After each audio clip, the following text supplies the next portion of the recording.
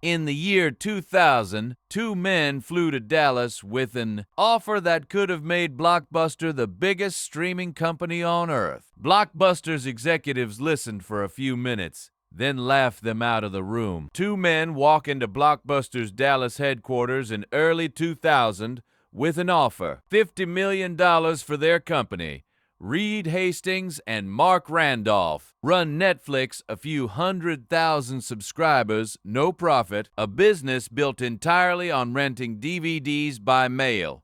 Blockbuster's CEO, John Antioco, hears the pitch and calls the dot-com panic behind it completely overblown. His executives reportedly laughed them out of the room. Blockbuster has 9,000 stores. Netflix has red envelopes and a website. Nobody in that room believes they just met the company that will end Blockbuster. To understand why that offer looked so laughable, you have to go back 15 years to a single video store in Dallas. Blockbuster Video opens its first store in Dallas in 1985. Founded by David Cook. 2 years later, businessman Wayne Huizenga buys the chain and turns it into a machine. Computerized inventory, bright superstores, a blue and yellow ticket logo replacing the dim, cluttered mom-and-pop shops that used to dominate home video rental. Huizenga doesn't just open stores, he floods markets with them, buying up competitors, standardizing everything, moving customers through checkout fast. Within a few years, Blockbuster isn't just a video chain. It's the only national brand in an industry that used to be entirely local. Scale becomes the whole identity, and later, the whole excuse. That confidence in scale is still running the boardroom 15 years later when a much smaller company shows up asking to be taken seriously. In 1997, Reed Hastings and Mark Randolph found Netflix in Scotts Valley, California. Their pitch: rent DVDs by mail, no due dates, no late fees, the exact opposite of the practice quietly, making Blockbuster hundreds of millions of dollars a year. The popular version of the origin story says Hastings got the idea after paying a $40 late fee on Apollo 13. Randolph himself has since called that story a convenient fiction. Whatever actually sparked it, the model is a direct attack on Blockbuster's most profitable and most resented habit. Late fees build Blockbuster's bottom line. They also build Netflix's entire pitch to the customer. By 2000, that small mail order idea is running out of money. And its founders decide to hand Blockbuster the exit if Blockbuster wants it. Netflix walks into 2000 with a few 100,000 subscribers, a dot-com crash draining investor confidence, and mounting losses. Hastings and Randolph fly to Dallas and offer Blockbuster the entire company for $50 million. Pocket change next to Blockbuster's, roughly 9,000 stores and billions in yearly revenue. John Antioco turns it down without hesitation. According to the Netflix founders, the reaction in the room is dismissive, even mocking. Dot-com hype, not a real business. Antioco built his career on massive retail scale, a niche mail-order service renting a format most Americans don't even own a player for. Doesn't register as competition. It registers as noise. The meeting ends. Netflix leaves Dallas broke, rejected, and still very much alive. Blockbuster walks away from that meeting, feeling untouchable. And for the next 4 years, the numbers agree with them. By 2004, Blockbuster is the undisputed king of home video. Roughly 9,100 stores worldwide, over 84,000 employees, about 65 million registered customers, and close to $6 billion in annual revenue. Late fees alone bring in an estimated $800 million a year.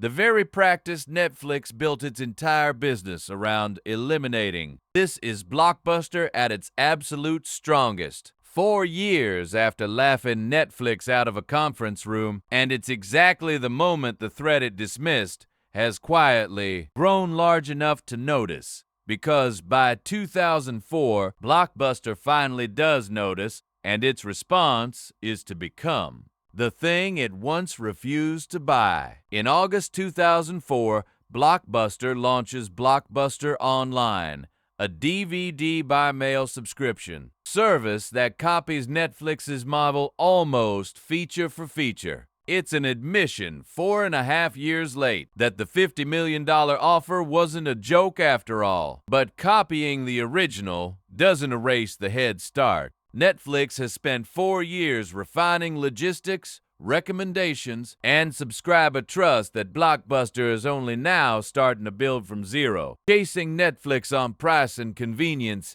isn't enough. So in 2005, Blockbuster's CEO makes a much bigger bet, one that attacks Blockbuster's own profits to compete. In January 2005, CEO John Antioco eliminates Blockbuster's late fees entirely, calling it the biggest customer benefit in company history. It's a direct strike at the exact pain point Netflix built its business around solving.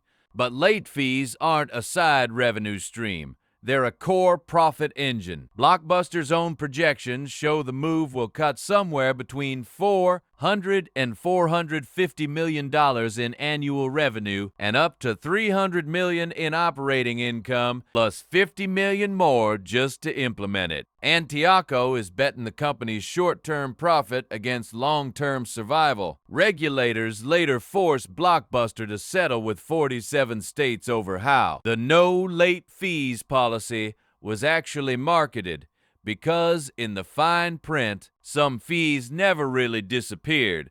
That bet costs Blockbuster real money at the exact moment its biggest shareholder decides Antioco's whole strategy is the problem. Activist investor Carl Icahn has been buying up Blockbuster stock since 2004, and he doesn't like what he sees. A $51 million pay package for Antioco and a spending spree Icahn considers reckless. In May 2005, Icahn wins a seat on Blockbuster's board after a bruising proxy fight. What follows isn't a unified company racing to catch a streaming future. It's 2 years of boardroom warfare between Icahn's camp and Antioco's, arguing over cost-cutting versus reinvention while the ground keeps shifting underneath both of them. That war ends the only way boardroom wars usually do, with the CEO gone and his strategy reversed. John Antioco steps down in 2007 after his own pay dispute with the board. His successor,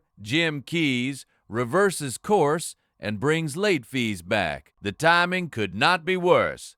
That same month, January 2007, Netflix launches Watch Now, streaming 1,000 titles, no disc, no mailbox, no store. Blockbuster's answer, Total Access, a hybrid of mail and in-store exchange, pulls in 2 million subscribers fast and loses the company. Roughly $2 on every single disc it ships. Blockbuster is now losing money trying to imitate the company it once turned away for $50 million, while that same company quietly builds the technology that will make discs irrelevant altogether. There's no comeback left after that. Only how long the fall takes. On September 23, 2010, Blockbuster Inc. files for Chapter 11 bankruptcy. Its stock has fallen roughly 91% from its peak. Years of streaming growth, mail-order competition, and crushing store lease debt have finally caught up with a company that once had a decade of chances to buy, copy, or outbuild its way past Netflix. In April 2011, Dish Network wins the bankruptcy auction for Blockbuster's remaining assets, a deal worth approximately $320 million, closed for about $228 million in cash. The company that once dismissed a $50 million offer as a joke is sold off. in pieces for roughly 6 times that amount. The story doesn't end with the bankruptcy filing. It ends with what that $50 million joke turned out to be worth. Blockbuster didn't collapse because of one bad decision in a Dallas conference room. It collapsed because being the biggest company in the room kept convincing its leaders that the threat had to be small too. Every move after that, the slow copy, the panicked fee cut, the boardroom war, was Blockbuster reacting to Netflix on Netflix's timeline, never its own. The real lesson isn't don't say no. It's this: when a competitor's pitch sounds too small to matter, that's exactly when it deserves a second look. If you want more stories of companies that had every advantage and still lost the future, subscribe to Business Failures.